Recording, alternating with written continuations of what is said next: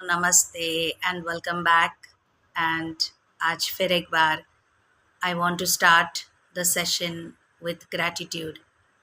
कहते हैं ना, gratitude is the best attitude. और सचमुच में मेरा निश्चय अब फलीभूत हो रहा है। My belief, my faith is coming to fruition, क्योंकि आप एक एक करके इस मुहिम में जुड़ते जा रहे हैं। ये मिशन हमारा है, हम ही को बेहतर बनाने का। टेक्निकली ये सेंटेंस भी रॉन्ग है, क्योंकि अगर हमें बनाने वाला वो कारीगर, वो भगवान इतना श्रेष्ठ है, तो हम उसकी रचना भी तो श्रेष्ठ ही होंगे। लेकिन आज कई लेयर्स हमारे व्यक्तित्व पे चढ़ गए हैं, जिस वजह से वो श्रेष्ठता हमें दिखाई नहीं देती। सुंदरता है लेकिन दिखाई नहीं देती। तो जीवन को ट्रांसफॉर्म करने वाले इस जर्नी में we are working on our mind. एक ऐसा माइंड, एक ऐसा टूल, एक ऐसे यंत्र जिसे आज कोई मंत्र और कोई तंत्र भी कंट्रोल नहीं कर सकता। चाहे कितना ही तुम भगवान को याद कर लो, पूजा पाठ कर लो, धारणाएं कर लो, इबादत कर लो, प्रेयर कर लो, मेडिटेट कर लो, लेकिन जब तक उसे समझा नहीं है पूरी तरह से, उसको ट्रांसफॉर्म नहीं कर सकते। तो मंत्र तो काम नहीं कर रहे हैं, क्योंकि हमारे अंदर उतना पेशेंस नहीं है। और तंत्र, वेल, गैजेट्स, तो आज एआई आ गया है। अब एआई हमारे लिए सोचता भी है, बोलता भी है, लिखता भी है, सब कुछ क्रिएट भी करता है, सब कुछ वही कर रहा है। वास्तव में हम क्रिएटर के बच्चे हैं, तो हम ही क्रिएटर हुए, लेकिन अब हमने कुछ क्रिएट कर दिया है जो हमारे लिए कुछ ना कुछ क्रिएट करता है, और हम कुछ भी क्रिएट नहीं कर रहे। इसीलिए हमने हमारी सारी विद्वत्ता, सारी बुद्धि, सारी विजडम मशीनों में ट्रांसफ़र कर दी है। तो हमारे फ़ोन स्मार्टफोन हो गए हैं, तो हम क्या हो गए? जैसे किसी अमीर आदमी से उसकी सारी दौलत, धन दौलत सब ले लो, मिल्कियत, तो वो अमीर तो नहीं रहा ना। उसी तरीके से किसी से उसकी पढ़ाई, विद्या, ज्ञान ले लो, तो वो ज्ञानी भी नहीं रहा। और अगर किसी से उसकी सारी स्मार्टनेस ले लो, तो क्या वो स्मार्ट रहा? तो हम एक ऐसी स्मार्टनेस की जर्नी में जा रहे हैं। हमारा अपना ही कुछ खो गया है, उसे वापस पाने के लिए हमारी वो दिव्यता कहीं छिन गई है। एक समय था जब हम सुनते थे कि beauty is the inner beauty, the external beauty is just skin deep. यानी जब आपकी एज हो जाएगी तो वो स्किन भी वैसी नहीं रहेगी, वो बाल भी वैसे नहीं रहेंगे, वो खाल भी वैसी नहीं रहेगी। तो आज हम क्या कर रहे हैं? हम अपने आप को रीइन्वेंट नहीं कर रहे, रेजुवनेट नहीं कर रहे हैं, लेकिन हम अपने आप को एजिंग होने से रोकने की कोशिश कर रहे हैं। आप प्रकृति की कोई भी चीज़ को रोक सकते हैं क्या? नहीं रोक सकते हैं। आज हमें बूढ़ा ही नहीं होना है, आज हमें हमारे बाल वाइट नहीं चाहिए, आज हमारे चेहरे पे झुर्रियाँ, रिंकल नहीं होनी चाहिए। क्या फ़र्क पड़ता है? ये तो होने ही वाला है, नेचुरल प्रोसेस है, फिनोमिनन है।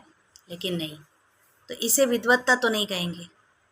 नेचुरल चीज़ों को अगर हम रोकने की कोशिश कर रहे हैं, तो वो इंटेलिजेंस तो नहीं हुआ। इसलिए अगर हमें हमारा जीवन बदलना है, तो हमें बाहरी इस रोल को, इस खाल को नहीं बदलने की मेहनत करनी है। हमें भीतर उस चेतना को, उस ऊर्जा को बदलने की चेष्टा करनी चाहिए। तो हम अंदर से कौन है, क्या है, हम क्या सोचते हैं, अभी इसी क्षण जब आप मुझे सुन रहे हैं, तब आप क्या सोच रहे हैं? बिकॉज मन तो 24/7 सोचता रहता है। अगर आप उसे कहेंगे ना, ये मत सोच, ये मत सोच, ये नहीं सोचना चाहिए, वो फिर भी सोचता रहेगा। फिर वो ये सोचता रहेगा कि मुझे क्या नहीं सोचना चाहिए। इसलिए अब उसे सोचता असोचता के इस झंझट से हम दूर करें, उसे प्रॉपर गाइडेंस दे, इंस्ट्रक्शंस दे कि तुम्हें ये करना है, और वो आज्ञाकारी बालक की तरह हमारी मानेगा। तो हम भीतर से कौन है?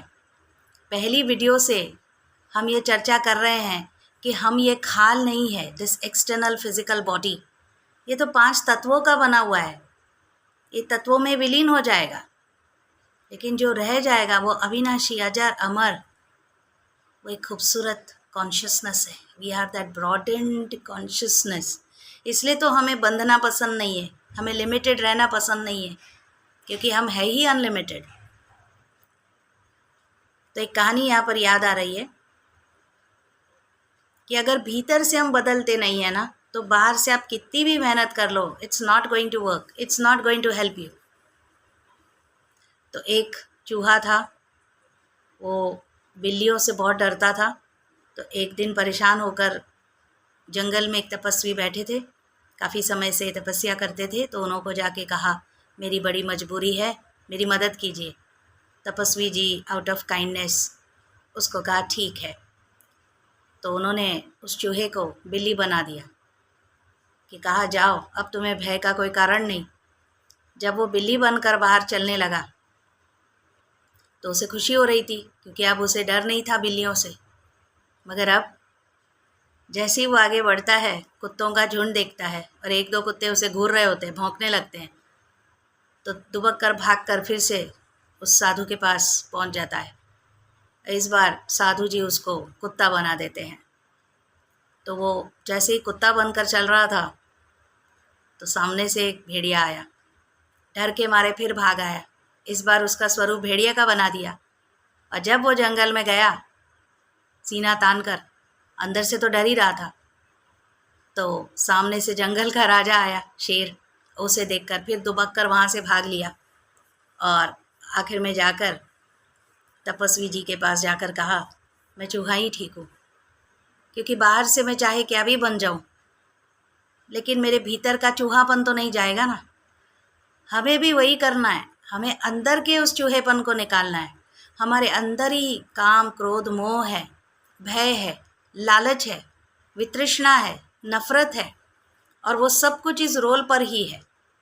किसी का रोल फलाने धर्म का है, किसी का रोल कुछ कैसा है, किसी के रोल में कुछ हैबिट्स कैसी है, किसी के रोल में कुछ डायलॉग्स वैसे, किसी के रोल में किसी की आवाज़ कैसी, किसी का नैन नक्श कैसा, किसी के बाल कैसे, किसी की चाल कैसी। हम उसी में सारा ज़िंदगी पड़े रहते हैं। जैसे चूहा अपने उस बिल से बाहर नहीं आता, क्योंकि उसकी माइंड डेवलप नहीं है, ब्रॉड माइंडेड नहीं है, ऐसे हम अपने मेंटल बिल में से बाहर ही नहीं आते, क्योंकि हम इस खाल को ही देखते रहते हैं। अरे जब गाड़ियों की रेस चलती है तो मारुति भी चलेगी, लैम्बोर्गिनी भी होगी, और जागुआर भी होगी, एक्सयूवी भी होगी, सो व्हाट। हम गाड़ियों को थोड़ी देखते हैं, हम उसके अंदर के उस ड्राइवर को देखते हैं कि वाह क्या कला से गाड़ी चलाई। तो ऐसे ये शरीर रूपी वाहन में भी कोई अंदर बैठा है, वेरी पावरफुल। रात को इस शरीर की आंखें बंद रहती है, पर वो सपने देखता है। कई बार ये शरीर अगर हैंडीकैप्ड है, व्हील चेयर पर बद्ध है, तो भी वो अपनी विल पावर से उस व्हील चेयर की पावर को कम कर सकता है। लोगों ने संकल्पों से क्या क्या नहीं किया। स्टीफन हॉकिंग को देख लीजिए, गले के नीचे से पूरा शरीर एएलएस बीमारी से ग्रसित था। उनकी हालत इतनी खराब थी कि अगर उनके नाक पे मक्खी बैठे तो भी वो सिर्फ ऐसे आँख हिला सकते थे, मुंडी नहीं हिला सकते, गर्दन नहीं हिला सकते, हाथ पाँव तो छोड़ ही दो। इसके बावजूद उन्होंने कितने साइंस जर्नल्स लिखे, कितने कितने अधिक ऐसे इम्पोर्टेंट टॉपिक्स आम आदमी के लिए, साइंस की ऐसी बातें, कॉस्मोस की बातें, यूनिवर्स की बातें, आम आदमी के लिए ऐसा लिखा कि हर कोई साइंस में रुचि ले सके, इन बातों को समझ सके, बिग बैंग थियरी को समझ सके। आप सोचिए, तो ये कहाँ से आया? क्या उनके अपंग हाथ पैर में ये ताकत थी? क्या उनके ब्रेन में थी? क्या उनकी आंखों में थी? जो ज़बान लकवा मार के पैरालिसिस होकर वो बोल नहीं सकते थे, उसमें थी? या कोई और चेतना कहीं और उनके बॉडी में है? वही चेतना आप और मैं है।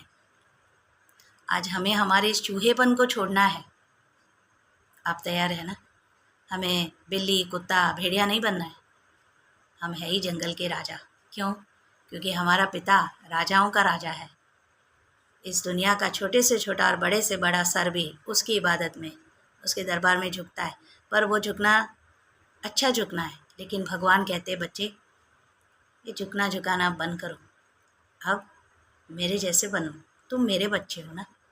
राजा के बेटे को राजाई सिखानी नहीं पड़ती, उसके अंदर ही होती है। ईगल के बच्चे को उड़ना सिखाना नहीं पड़ता, वो पैदा ही उस गुण को लेकर होता है। मछली के बच्चे को स्विम करना सिखाना नहीं पड़ता, पानी ही उसका मैदान है।